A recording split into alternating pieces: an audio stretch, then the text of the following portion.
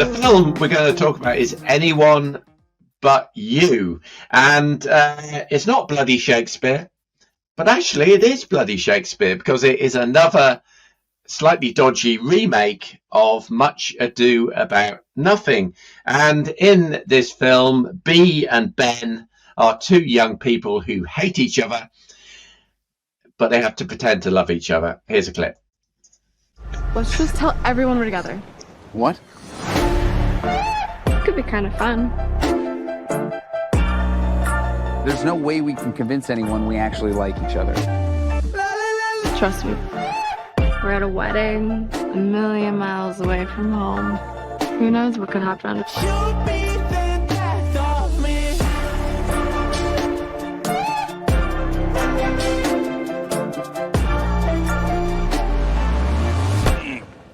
Convincing enough? Right.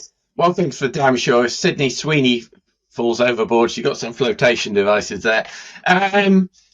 We are going to have disagreements on this one. Let's start with Andy, shall we? If they had called it Much Ado About Nothing, they would have been much more accurate. I thought this was unbelievably rubbish. I thought it was garbage. Within 5 minutes of the film starting, I didn't care to quote the great Douglas Adams, knowing we were going to Australia, a pair of fetid dingo's kidneys, about what was happening on the screen or about anyone on the screen. It was obvious. The jokes fell flat. It's so blatantly plotted. You know exactly where it's going. I saw it with 9 other people, 2 of whom walked out, and they would have been able to tell me the ending of the film. That's why they walked out. Predictable from start to finish, over the top, not one joke that hits the mark, vomit-inducing, terrible, terribly scripted, badly acted, over the top, rubbish. Sorry. Thank you. Hang on a second. I'm just going to book a ticket to see it tomorrow. I put it. I mean, I didn't even fall into the category for me of so bad. It's good. The plot was so obvious right from the start, and I thought that the acting was over the top. It reminded me a little bit of my Big Fat Greek Wedding 3, only this was my Big Fat Australian Wedding. The coincidences in the plot are quite unbelievable, to be honest. The way in which this couple pretend to like each other, and then they don't like each other, and then they fall in love. Get on with it. Get it over and done with. Get over yourselves. Go get a room. I don't care. I don't want to see any more of this. Oh, look, they're doing Titanic in Sydney Harbour. Is she going to fall off the boat? Yes, she is. Spoiler alert. I mean, it's just... Come on, Andy. You have to admit that the guy saying they've gone the full Titanic, that was a funny line. No, that it one wasn't. made me laugh. Because I said it 2 yes, minutes. It was. No, it wasn't, because I said it 2 minutes before he did, because I knew what he was going to say, and therefore it wasn't funny. It was obvious what he was going to say. Oh, you're going to do me chest no good here, Andy. I mean, you know... With Scott. possibly, go on, Scott, defend it, please. With just possibly a contrary view, Mr. Scott Forbes. Yeah, Andy's right. This was terrible. I'm just kidding. I'm kidding. So, with this one, for me, yes. So, when I saw the trailer, I did think this looks completely generic.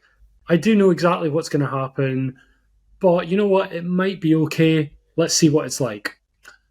I went into this one, and from very early on, the meet cute had me. I thought it was really sweet. It was funny. I was on board. Just in terms of the main cast, Glenn Powell, I've been saying for a few movies now, is the next big American leading man. For me, he's like a young Tom Cruise, Richard Gere. I think he's got that potential to be that big. And Sydney Sweeney, she's like a modern Cameron Diaz for me as well. She's been doing she was great, amazing in the TV show Euphoria, and she's just building her career into films now. So we've got 2 very attractive people who we meet, they fall in love, they had great chemistry. I don't know what you're seeing, Andy. The chemistry between them was fire. And then we get all the set-up comedy bits, but they were funny. and then you've got all the side characters that are adding to that were funny.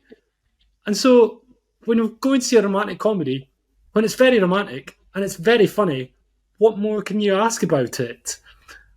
This is one of those films to me that will go down as one of the biggest surprises of the year.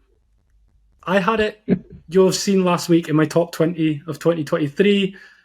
I think this is one of the best romantic comedies that there's been in years. I am fully on board. I'm very surprised how much I love this. But yeah, one of the best films of the year. There you go. Where will I sit in this? Will I be on Andy's side or will I be on Scott's side?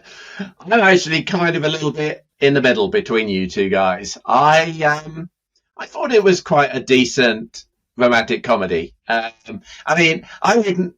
This is not a particularly spoiler that there are romantic relationships at the end of the film, right? But I wouldn't give them like 3 months, right? No chance. Right? Marriage, 40 years, no chance, right? But as a rom-com, I thought it stood up pretty well.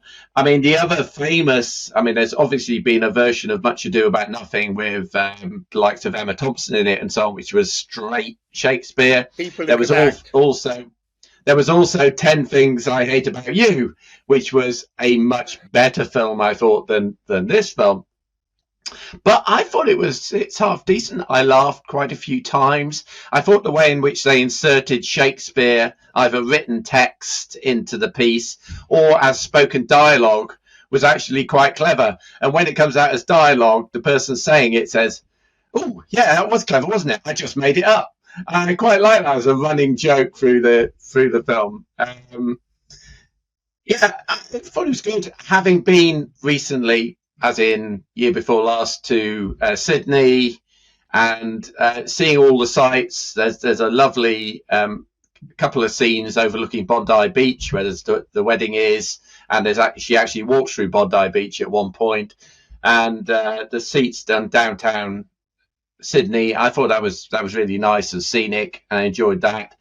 Yeah, I thought it was okay. I mean, I went to see this on my own, and I've already suggested that I go back and take the wife to see it as well, because I think it's the sort of film that she will enjoy. I agree with you about Glenn Powell. I think he's that sort of square-jawed hunk. He keeps saying in the film he's 29, and it's a bit of a joke. He's actually 35 years old, and so he's not a young up-and-coming leading man, right? He's 35. Sydney Sweeney is actually 26. So there is an age gap there, but I didn't think it made a difference to the film. So I gave this one a 7 out of 10. Scott? I think I should put it up to try and counter Andy, but I give this one 9 out of 10. 9 out of 10. And Andy, stop doing the maths, Andy. I gave it a 3. Stop it now. I gave it a 3, but that's only because the views were nice. 12. So that's 9. Oh, more maths. Look at this. 19 divided by 3 is a 6.33, I'm afraid, for anyone but you, which makes it a down under miss. A down under miss again. Right. Emma, you've got to take it up next week. Yep. No, I know what's going to happen. Scott's going to type his Artist Pirate King and give it a 0 deliberately now, regardless of whether he loves it or not. Yeah, this could be another sore X next week that we revisit.